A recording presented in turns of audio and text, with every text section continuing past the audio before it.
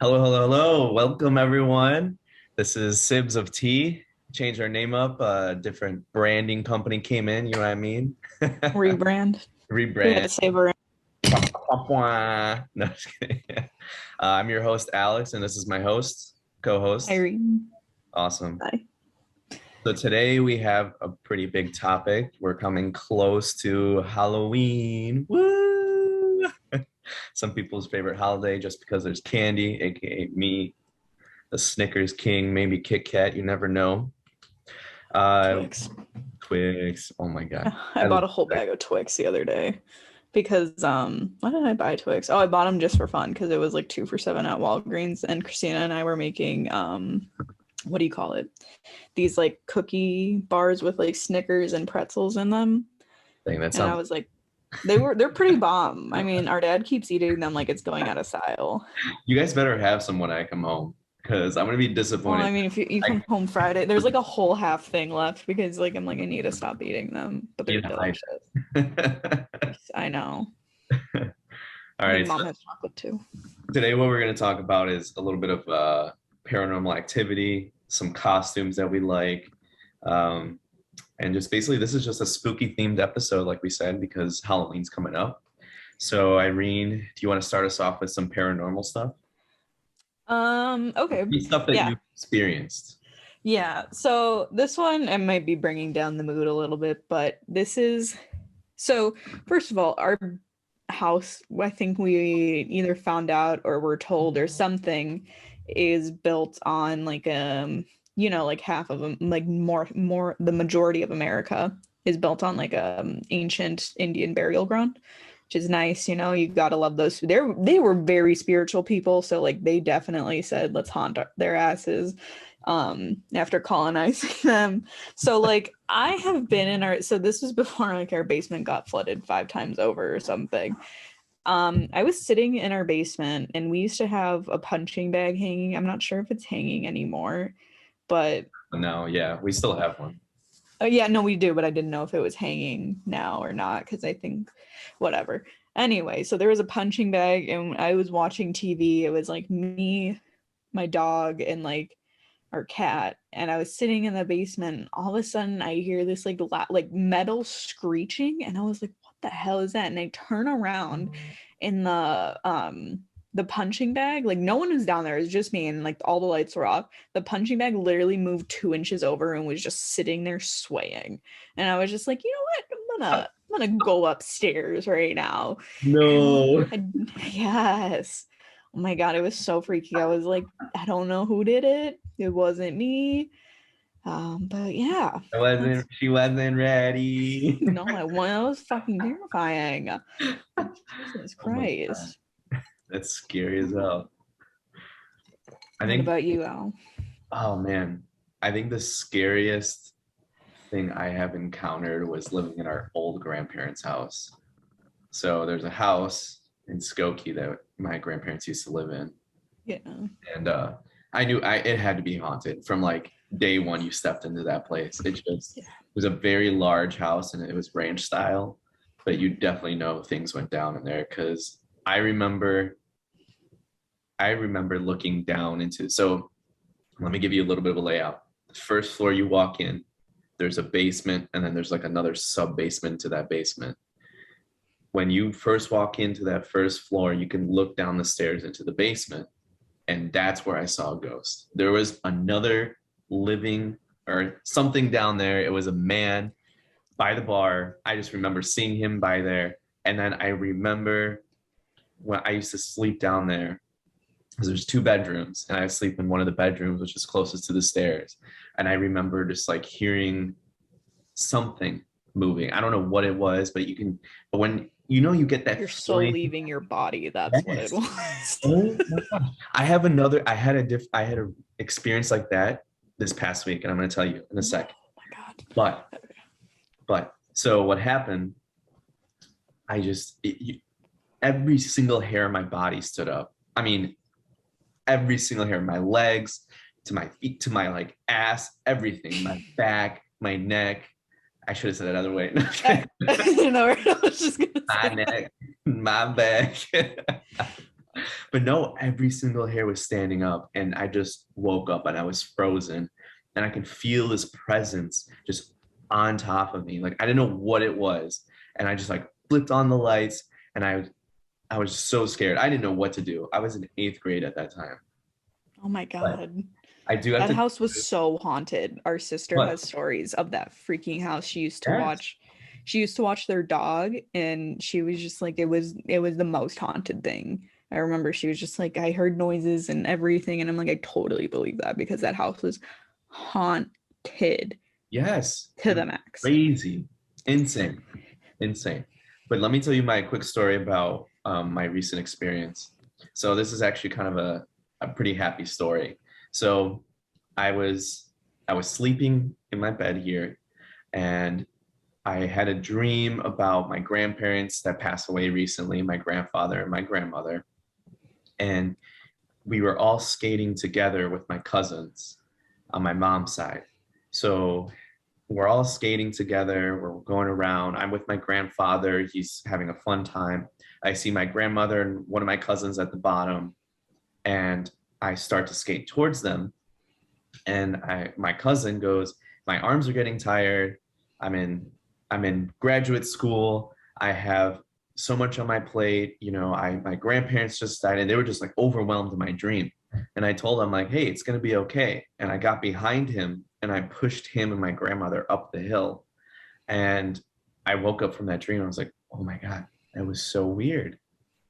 So I fell back asleep, and all of a sudden I can. You ever get that sleep paralysis? Like when you're awake but you're not awake. I don't know how that Yeah, works. The it's weirdest horrible. control. And I was sitting there and I could see the room, but I couldn't move. And I was like, "What the heck is going on?" Then all of a sudden, I could hear my grandmother's voice saying, "It's going to be okay, Agapimu. It's going to be okay." And she put her arm around me, and I could feel it, and it was cold around my chest, and then it was cold on my left side because that's where she was laying next to me. She's like, "It's going to be okay." And she was hugging me, saying, "It's going to be okay. Everything's going to work out." And then I woke up, but I couldn't move. So Right. I threw myself up, and I was like, like Yeah. I just entered back into the real world. I was like, I went to a spiritual world, and now I'm back. You Crazy. really did. You went on a journey, I man. always have crazy dreams. Always. Yeah. Yeah. No. Our grandma was, I feel like she was very in tune with, like dreams and spiritual things. And, she was a pretty religious person. She did try to go to church as often as she could. And like almost every Sunday, Hmm. whenever she got the chance. And honestly, you saying that, like, you guys were helping her cousin in your dream, it reminds me of when she had her lung surgery the first time she had lung cancer. Hmm.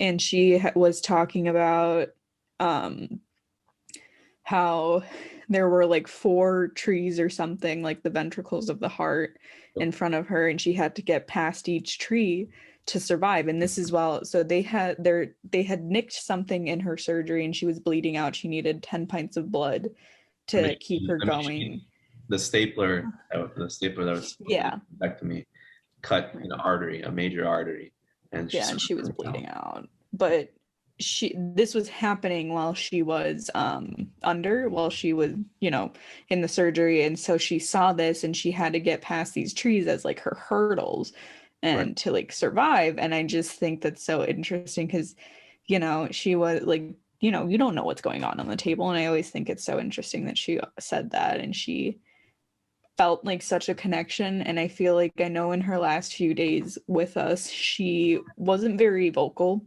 and she couldn't really speak. She didn't really open her eyes a lot. She would make a lot of grunting noises to try to communicate anything.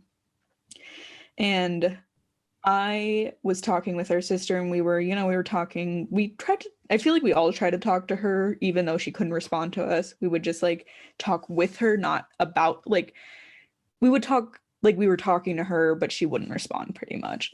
And it was funny because we were both looking at her feet, because she always had to have her feet sticking out from under her sheets. Like she could never have them covered. It really bothered her. And Which I'm we the were opposite. I need my Oh no, I'm the same way. back. Mom and I are the same way. I feel like ugh, it's such a toxic trait to have in the winter because my feet like get freezing, but I'm just like, I can't keep them under the cover. But so my sister and I, we looked at her feet and we're like, we should paint her nails. And we like didn't know when she was getting, this is like they were telling us she only has like like a few days or whatever. They didn't really know when, but they knew it was coming near. So she loved red nail polish. I went out, I bought this OPI color. It was like it was something after New York. It was like whatever. It doesn't, it's like the Big Apple or something, and it was like a bright red. She loved her reds, so I went and I painted her nails. After I painted her nails, I think it was Mom that told me. She was like, oh, one of Yaya's friends came by today and she told me she had a dream last night that Yaya showed her her nails, and she was like, look how beautiful my nails are, aren't they so lovely? And she was just showing off her nails like because she just got them done.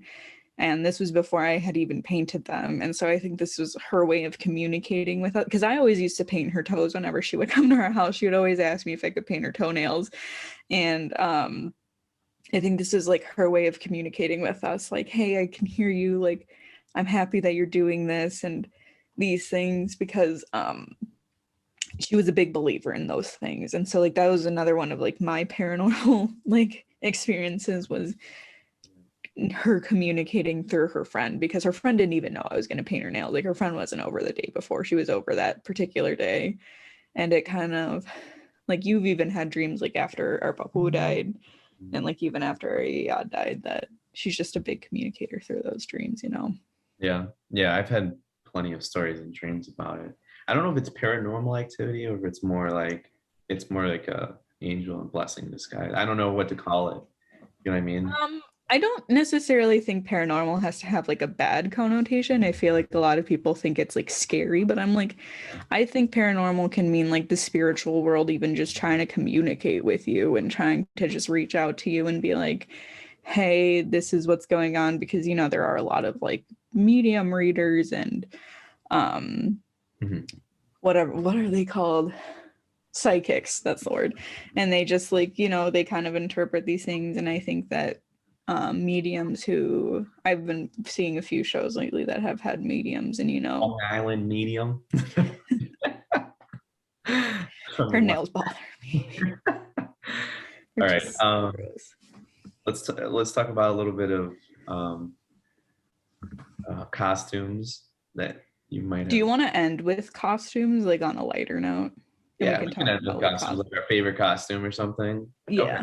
So yeah, let's talk about a little bit of haunted experiences that you've read about, or stories that you've seen or that you've read. Well, I can start off with a story that I have just like by myself. Yeah. So I went to Savannah, Georgia with one of my friends like a few years ago. And it's known to be one of like a very haunted place. It's like literally like the whole town is on a graveyard essentially. Very scary stuff. And we had actually gone on a haunted tour, and it was like the perfect night. It was dark, it was rainy, there was like lightning and thunder, like you couldn't have written exactly a more perfect, right? And so we go to this mansion, and it's just like a very old mansion, and the tour guide was like, on the stairs, don't be surprised, like if you stand still, sometimes you can feel a cold breeze and then smell like a very faint rose scent. And so we had walked through this house, and you could like feel I don't know, I believe in it, so like I could feel like the spookiness of everything there. I was like walking around, and I was like, okay, like this is eerie. They were explaining all these things. I can't remember a lot of it, but we were on the stairs. There was a big group. It was like 30 of us or something. And we were stopped on the stairs. And all of a sudden I got the chills. I was like, oh, it's chilly. And my friend was like, yeah, I'm kind of cold too. And it's like, it's hot as fuck in Georgia, right? Like it's like 115 every day. The nighttime doesn't cool down that much. So it was hot. But I was like, oh my God, like I just got the chills. Like I'm cold. And then all of a sudden I was like, who the hell is wearing this like old lady perfume that smells like roses? And then it like all clicked in my mind. I was like, oh shit, this is what this lady is talking about. This spirit just literally passed through me. That was probably one of the craziest experiences I've ever had. And I was just like, I'm not making this up. I was like, it took me a minute, and I was like, you can't fake that, you know, you can't like put that on a show for people, because how are you gonna fake this cold draft? Right. How are you gonna fake this scent in one specific spot? Right. Like very directed toward, like, you know, people like it'll like spread out and people will smell it or people will feel it. It was right. That's crazy. Honestly. I know. I know. What about you? Any spooky, scary? I don't know if, I mean, other than the ones that I've experienced, I don't think I have any more or that I can remember. Yeah. At this moment, but I've had a lot of dreams they're just crazy. Yeah, I know there was one story you told me that you learned in Boy Scouts about the Indian and the feather. If you can remember, that story gave me nightmares. Oh my gosh. I remember I couldn't sleep without a nightlight for like 2 years. I was like 10 when you told me, and I could not get over it. So we stayed at a campsite in California when we lived there with our Boy Scout troop. And it's a huge camp, so many troops were staying there. And what happened was there was an Indian reservation or something like that. And the chief, apparently at night, you can see like a light floating throughout the campsite. And one of the few of the counselors said that they were inside the counselor's house or room or whatever it was, like the main station. And this was at like 7 or 8 at night, and they were playing or watching TV, and all of a sudden, you know, they hear something outside. Okay, let's go check it outside. They go outside, no one's there. They thought it was a camp counselor or something. Well, they turned around and come back into the house, and they couldn't open the door. They're like, did you lock it? No. Did you lock it? No. So they're trying to open the door. Nothing's happening. And they see something glowing inside. They're like, oh, it has to be the TV. TV was completely out. They peeked into the window, TV was out, and there was this globe looking like structure just floating in the middle of the room. And so they finally opened the door, because I don't know how they got it open, but they opened the door, and all of a sudden this head spins around and faces them. And I got the chills just thinking about it. It was an Indian chief, is what they say. And he had his feather on his head, or his gown that he was wearing, it was just the head. Picked up the couch, threw it across the room, and they got out of the way, but it broke down the wall, is what they said. So when we went there, I remember talking to a few counselors and talking to the people that worked there. And they were like, yeah, we had to repair the wall. They said it was some paranormal activity or something like that. It was crazy, honestly. And now they say you can find a feather, an eagle feather, glowing in the middle of the night. And if you find it glowing, just like get away from it, because it's the chief's.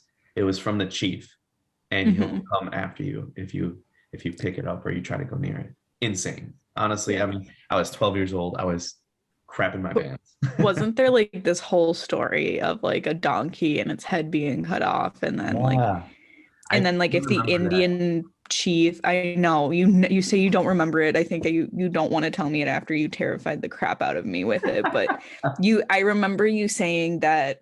I think this is the part that scares me the most, was when the Indian catches the feather, the world will end. Yeah. And also, this is my butthole normally. This is it right now. It's clenched because baby, freaking terrified, man. Oh my gosh. That is hilarious. That's how it felt. Oh man.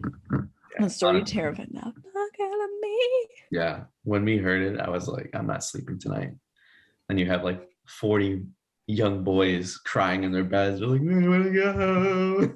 Didn't you say that one of the boys, I don't remember if he was from your troop or if it was like a tale you heard, but he had touched something he wasn't supposed to, or he had touched the feather, like he saw it and he touched it, and then like a log rolled on his foot. Yes. Yep. There was an eagle feather on the ground, and he touched the eagle feather and he put it into his hat or into his boot or something. I think it was into his boot. And as he was hiking, people were asking like, hey, you should leave that. Don't touch it. Leave it. It's an Indian reservation. Don't take it. And I remember the log. I don't know. I wasn't there for it, but I heard the story because it happened when I was there. Yeah. And a large log rolled over his foot, crushed his foot entirely. And like he had to go to the hospital. But it was on the foot that he had the feather. So it was like, don't pick up the feather. It was, don't fuck with us. Leave us the fuck alone. Yeah, honestly. It reminds me, I think it was a Family Guy, or it might have been American Dad, but I'm 90% sure it was Family Guy, the episode where like they go somewhere and they find like an Indian skull or something and they take it out and then their house gets like swallowed and then they put it back and it's okay. No, it's definitely Family Guy. That reminds me of It's like, stop. These people like really were spiritual. Like, I mean, they still are, but it was like a completely different level in my opinion. But yeah, I don't know. I mean, if I were to go back to that campsite, that's all I would remember. Right. Sorry, my charger came out. My computer's like dying. We lost Reen. It took me. I don't want to joke about that. I don't want them coming for me. My hair is too good. No, I'm kidding. All right. We have a listener write in. No, I'm kidding. I don't know if she listens. So this is my friend Crystal. We were roommates in college. The listener write in. Well, I don't know if she listens. I hope she does. She doesn't listen. Yeah, no, she doesn't listen because I'm telling her story. She said it was okay to say her name. I won't tell you her last name though. You'll have to figure that one out. No, I'm kidding. So she is like a big believer in like the spiritual world and things like that. And she, I feel like, has had a lot of scary encounters. Like, I don't feel like a normal person has as many scary encounters, but I think it's just because like she's so in tune with these things. So she says her dad's house is like very natural. Like this is like a bit of a ease into the next story. She says her dad's house is very naturally haunted. Always has been for like ever. She FaceTimes one of her cousins a lot and they're pretty close. They're very good friends. And so her dad's house in her living room has two doors, one that goes out to the back room and then one that goes into the kitchen. And the one that goes into the back room is like where the scary and like paranormal shit happens, according to her. I believe her because I don't feel like, why would you make this shit up? Not exaggerating. Well, she's not an exaggerator. Like she's not the type to sugarcoat things. Like she gets like piercings and she's like, oh, it doesn't hurt. But I'm like, I know if I got them, I'd be like in pain because I have no pain tolerance. So I know she doesn't exaggerate because if she really felt some type of way, she would say so. Right. Anyway. So she was saying the back room door was open. She was facing that way, watching TV, talking to her cousin, whatever. And then out of the corner of her eye, she sees something like a dark, shadowy figure peeking out of the room. And they say that when you see like a spirit, it is usually out of the corner of your eye, unless you're very spiritual, unless you can like, and you can see it very clearly, like in front of your eyes. And so then when she looked, it's gone. She left the house because, she's scared. Me, I would definitely do that. And then I guess like a week later, her sister was in the same room, asleep on the couch, and they have a dog. He's a pit bull, really cute. I don't know how. I think he's pretty sweet though, because I think likes him a good amount.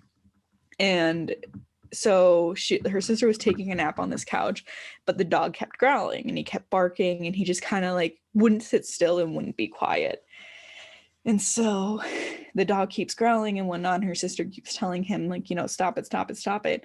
Finally, she wakes up and she sees this shadowy figure that Crystal was talking about. Oh my gosh. And she was like, oh shit, you know, she's scared. She's like younger than Crystal by like a good margin too, so I'm sure she was scared out of her freaking mind.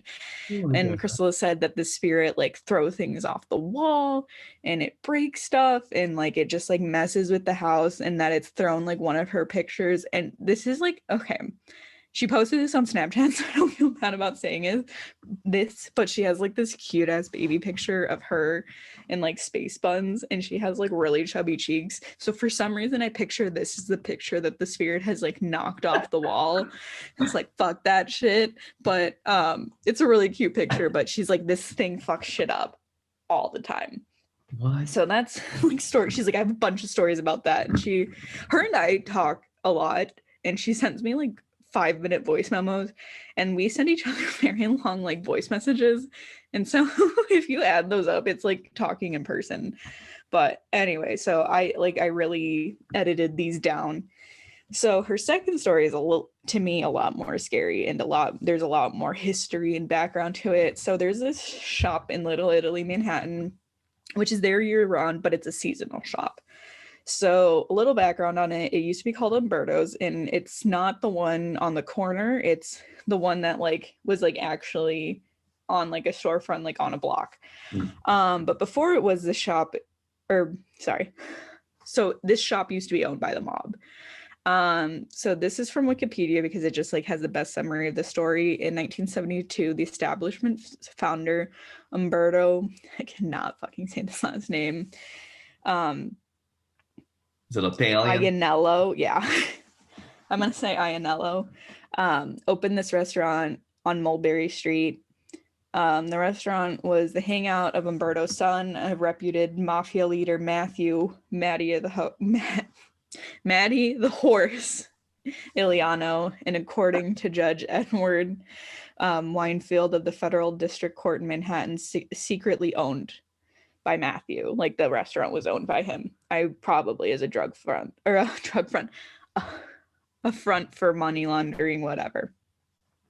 2 months after opening, April 7th, 1972, New York gangster Joe Gallo was shot and killed in the restaurant, a killing the New York Times dubbed one of the more sensational mafia murders in New York City in recent history. His party of family and friends, including his daughter, wife, and bodyguard, had stopped early for an early morning snack after celebrating his 41st birthday at Copacabana. A rival gangster spotted him and sent in a hitman shortly after Gallo was seated at the butcher block table in the back corner. After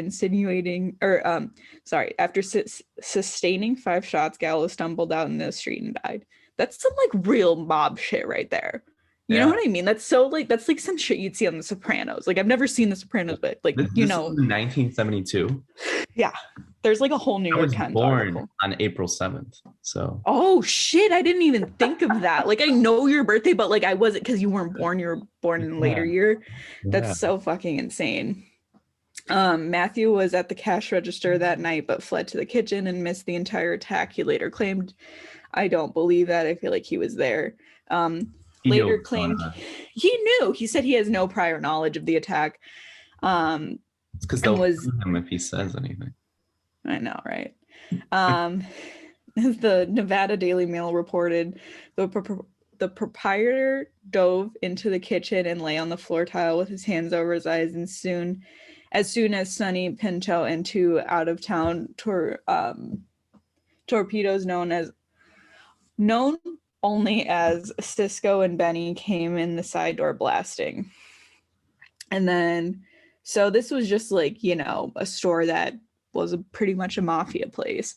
And they definitely put money into it that they earned illegally and everything. And then in November 96, the restaurant was closed due to lack of funds, and the building was sold. Umberto's reopened in May 2000 at 187 Mulberry Street, 2 blocks north of the original location. And then in 2010, Umberto's moved to its current location just a few spots north of the original site. So it's known. People definitely know. So anyway, let's get into the story about this. So my friend worked at So it's just a little background because it helps tells later of what happened. Sorry, this keeps sticking on the bottom. It's really bugging me. So Crystal worked at the shop after the restaurant had closed. She said she always heard footsteps, like high heels, walking around, but she would turn around and nobody would be there. It was completely empty. Even people before her who had been working there longer would always tell her, like, oh yeah, do you hear footsteps? Like, I always hear footsteps, especially when opening the store, because the store's, like pitch black. You're opening a retail store and you have to go turn on the lights, and they're like, we always hear footsteps, especially in the basement, because that's where they did a lot of dirty work. And there's a locker room where there are pipes, and it's always so much colder than the rest of the store, she says. And spirits are always cold because got no blood. I know. And then one day she was in the basement, like getting ready, and like a bunch of boxes apparently toppled over for like no reason. Like no one was there. They just fucking fell. So I think someone got mad and was just like, fuck you, and like try to kill her or something. Wait, this is Crystal was getting ready? Yeah, she was like in the locker room, and like because it's like the basement, there's the stock and whatnot. Yeah. And so it toppled over, and she went to see what the fuck was going on, and like boxes just fell and nobody was there. What the fuck? And yeah, I know, right? So she ran out, and then so the store was empty. She was doing her makeup in the bathroom before it opened, and it's in the basement. She heard footsteps and she thought it was a manager who usually wore heels. She thought like there were a bunch of girls because that's what it sounded like. What? Yeah, I know. And according to her, the toilets like also flush by themselves, which I think is like, that makes my butthole clench. Like, that might just be a heater piping problem there. You better freaking hope. And then so she got curious like about the museum, because apparently there's like a museum in the basement of this store too. So she went down there, and then she realized that like no one was really around there, and she saw like a little bit of it, but it was dark, so she was like, whatever. So she goes back to the bathroom. She's doing her makeup. Another girl comes in to pee, and while she's peeing, this poor girl's like toilet explodes. Like, the theory if like you flush a bunch of toilets at the same time, like it bursts the fucking pipes. While she's sitting on the toilet, hasn't even finished peeing, toilet fucking explodes, Alex. No. Yes. When? And so they're like, what the fuck? What? Yeah, I know. She was like, so is she like mid-air right now? I don't know. I'm assuming that either like I think it's more like it busted, like it broke, and then it just started like leaking, the bathroom flooded. Because I don't know, if not her, like she would have hit the ceiling, I'm assuming. Like that, like fire hydrant. You tell me exploding, I'm thinking this girl's thrown across. But I'm thinking that like the toilet explodes, like the physical toilet explodes, and then like the entire thing is like busted. Right. And so she's like, they still don't know what caused it. Like it was just like a freak fucking explosion. And I'm like, so who the fuck was blowing up fucking toilets though? Like someone was having their day of fun. So anyway, so everyone hears like footsteps in the basement, or they heels, like high heels, like clacking, that like distinct noise that they make. Yeah, when they're walking. Right. Especially like on a hard floor. Right. So she was in the basement with two of her coworkers, and they were like, just talking, hanging around. And she's not really supposed to be in the basement because these guys are like stockroom employees, right. And she's more of like a, salesperson, has to be upstairs. And never mind, that would give way too much away about the shop. So she heard heels like walking in like the hallway. So she thought it was her manager coming to get her again, because she's not really supposed to be upstairs. So she ran upstairs to like go do her job. And her manager was up there, and she was talking to another coworker. And so after she like says hi to her to like see if she's going to get in trouble, like just like yelled at for like being downstairs. Nothing really happens. The manager's fine. She asks like her coworker, she's like, so what were you guys talking about? And she's just saying, oh, we were talking about whatever. I can't really remember. She's like, we were up here for about like 10 minutes just talking. So the manager hadn't been downstairs at all. So this was just like something that they all freaking heard, like her and her two other coworkers. Wait, so she heard heels and footsteps downstairs in the basement, or did she hear them upstairs and she No, downstairs in the basement. Oh, so that's why she went upstairs. Something. Oh, okay. Yeah. Okay. Yeah, so that's why she went upstairs, because she thought it was her manager coming to get her, but it wasn't. But no one else was down there. It was just Crystal and... No, it was her and two other coworkers, and they were talking. And so when they were talking, she thought she heard her manager coming down, but no one came down. It was just heels that she could hear, because these are spirits walking around, just making noise. That's crazy. Right, so it gets better. So here's the big story that she was like telling me. So there's like a museum in the basement, like I said before, and she's not really supposed to be down there. So this is after her break, like she's just taking her time to go back upstairs. So she went to go look around, and there are like two twin tower sculptures, and as well as like a Freedom Tower sculpture, and they were covered by this like mesh thing. And so so she heard footsteps again. She thought it was her manager coming to look for her, but she says her manager was pretty chill at the time, so she wasn't gonna like really yell at her, but she was gonna be like, okay, like come on, like let's go back to work, whatever. Right. You know, like any manager would. So she goes, and then she hears the footsteps fade away, and this manager, I guess just because of like the time of year it was, she was going up and down a lot, like the stairs, pulling stock, just doing her managerial things. And so she kept looking at the exhibit, and then all of a sudden behind this like twin tower thing, she sees a shadow with a hat. Excuse me. And it's like looking at her, and she thinks that it's one of her other coworkers that's always in the basement. Excuse me. And so right, she thought it was her coworker, and there's like a little bit of a barrier between her and the shadow waves. So she waves back on it. Yes, she waves back, and the footsteps come closer. So she turns around to see, because she thought her manager was like behind her or something. And she started to panic. And so, but nothing was there. So she turns back around, and the shadow's gone. What? So she books it the fuck upstairs, and all of her co-workers are up there. No one was downstairs. No one was downstairs. So this shadow was just like a fucking spirit fucking with her. My God. So wait, there's still more. So she never went back alone in the basement again. I wouldn't either. And then she was outside the door greeting people, you know, as you do, as a fucking best part of retail is greeting the customers. And so one of the shop owners on the block comes and talks to her, and he was like, oh, you know, this used to be Umberto's before, and this used to be run by the mafia. Like upstairs was like a nightclub, and downstairs is where the business went on. And, you know, when shit went down, people were killed in the basement. And she was like, oh shit, that explains a lot of footsteps. And then he says, yeah, and sex workers were also in there too, and when they slept with the wrong person, they would also get killed, and that's why you always hear high heels. So she probably saw a fucking ghost of a mobster. And that is the story of the previous Umberto's and now turned shop. And my friend worked here and had the fuck scared out of her constantly. Oh my gosh.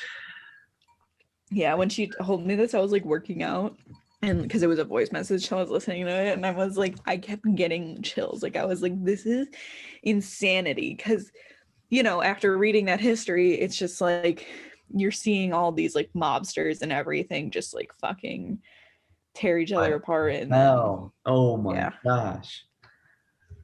Yeah. That's insane. I can't imagine how many people were just said the wrong word and they're gone.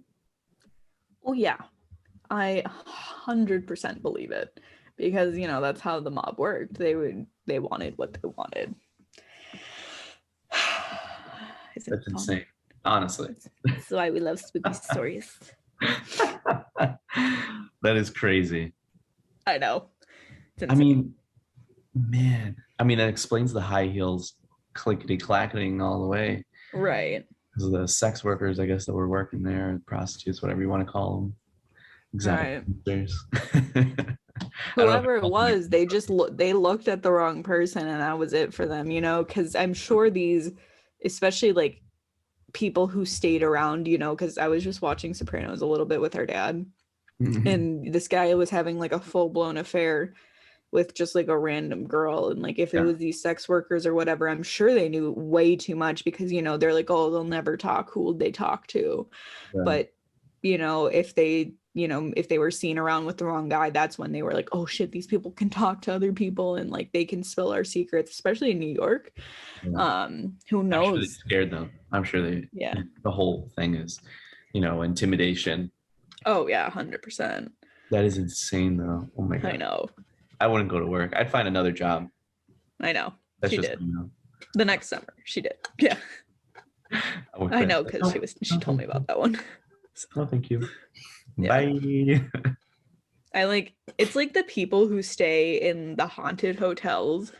Like, I don't understand how you can do that. Oh my gosh. I was listening to something and yeah, it was the crazy stories that happen that people go through. It's insane. Yup. It's insane. No, thank you. I'm okay. Knock on wood. Right. And Crystal used to watch these like ghost hunter shows in our room. And it was just like, oh my God. You guys would? She did. I do not like being scared. I like watching comedies. Yeah. Although we did watch the movie Antebellum the other night. I highly, highly recommend it. It's on Hulu. It's such a good movie. Definitely a thriller. I don't know if I could watch that by myself. I'm scared. I may not look like I'm scared, but I'm scared. Like, nah. Sweating over there. She wasn't ready. Yeah, wow. Yeah. Well, let's talk about some costumes then. Let's talk about like your favorite costume that you wore as either a child or what you're thinking of doing this year. I don't know if you're going to costume this year. I might. I don't really do parties. And my boyfriend lives out of state, so it's like a pain in the ass. But I was thinking for the children. I really love WandaVision, so I was thinking of going as Wanda, the Scarlet Witch, for Halloween, because I freaking love that. I mean, that's totally you. I know, right? That is me. I love it. I love it so much. But my favorite, I don't know if it was my favorite, but I wore it for like 4 years in a row, because I think I really love dresses. Like, I think it's a very understated fact about me, because I'm always in sweats. You were a princess for like 10 years in a row. So I was Belle for like 3-4 years in a row, but I always wanted to be Sleeping Beauty. But one, mom never bought me the costume. Or any, and two, I would always see the Sleeping Beauty dress and I was just like in love with it, so I always wanted to wear it, and I always wanted to be Sleeping Beauty. So Sleeping Beauty, or one year I did go as Meredith Grey, and that was pretty fun too, because scrubs are a fun costume. What about you? So man, I would say the best costume that I ever wore I think it was Superman costume with cowboy boots. I don't know how that worked. Or no, Spider-Man with cowboy boots. I would never take the outfit off, and I would wear cowboy boots with it, because why not? Why the fuck not be a cowboy and be a superhero at the same time? For now, I don't know. I really don't really have much of a choice and say of what I want to be for Halloween, because my significant other loves to choose it for me. Your wife-fiance. My wife-fiance. But she's not still fiance, but still close enough. She's on the transition period of wife-fiance, fiance to wife-fiance to wife. But I think the last few times for Halloween, I've been Jordan Belfort before. That was a good one. That was a good one. Didn't you print fake money or whatever? Yeah, I printed fake money, and still to this day, people text me like, "Hey, I found your $100 bill fake money." in my pocket, or like I found it in my drawer and I'm like, yeah, you right. um that was a really good one. Another good one, man, I was quote unquote a nerd for Halloween. Are you a nerd? Yeah, Alexia was the teacher, I was the nerd, of course, teacher student relations. His fiance is a teacher, just for reference. FYI, and I am currently a student, so Oh yeah, he's working Yeah. hard. That's So crazy. funny. I don't know what else I mean, I've had so many costumes. It's just I was Yeah. so there was one year I thought I was gonna be not a Playboy bunny. What's the other for the females? What is it called? Playmate? Is it Playmate? For What are you? so Playboy bunny is for the female to dress up, and then there's another one for the males. I have no idea. Is it a Chippendale? No, it's like a Chippendale, but it's Playboy edition. I don't know what the name is. No. It's something we have to research up. But Yeah. basically, I just bought a pink bow tie, and that's all I was gonna wear with like black pants, and that was no shirt. That was gonna be one of my costumes, but we didn't end up going to a Halloween party just because of how freaking cold it was in Chicago, as always. But yeah, I think Wait, you were doing that with your fiance? No, this was a long time ago. This was like, I don't know, when she was still going to DePaul. They say the rabbits are the male version of a Playboy bunny. But I think Chippendales, because they do the bow ties with the pants. Maybe that's what it was. Yeah, I don't know. Something like that. That's what I was gonna wear. One of my favorite costumes, it wasn't on me, it was on our pets. It was either Batcat, dressing up her cat like a Batwoman. or she was a lion. She was oh my god. She was a lion once. She hated Did not like it. We also bought her angel wings one year. I think we dressed her up as a bumblebee one year. Yeah, we did. I don't know how you guys got the costume on, because if I were to do it, she would scratch me 100%. I don't know, but I know Bailey girl, we never got the chance to dress her up, but I wanted to do Bailey Shark. Oh my god. Because also the way she like moved to you when she spotted you, she was oh my gosh. Our dog wouldn't shake with her tail. She'd shake with her lower half of her body, just especially when she was so happy. She's like, wee. I think one of my other favorite costumes was I had written on a shirt student loans, and I made it look scary, and people wouldn't look at me the whole day. And I thought it was really funny. That is funny. I like that. It's really funny. Thank you. Give me one second. All right, everybody. We're going to wrap this episode up. Thank you for listening on Sibs of Tea. For our next week's episode, we're going to be talking about zodiac signs and what that means and who we're compatible with. Whoop, whoop. So thank you for listening, everyone. And tune in next week. And Irene, do you have any closing remarks? Just drink your water, get your sleep, take care of yourself, be a better you. See you guys next week. Awesome. Thank you, guys. Bye.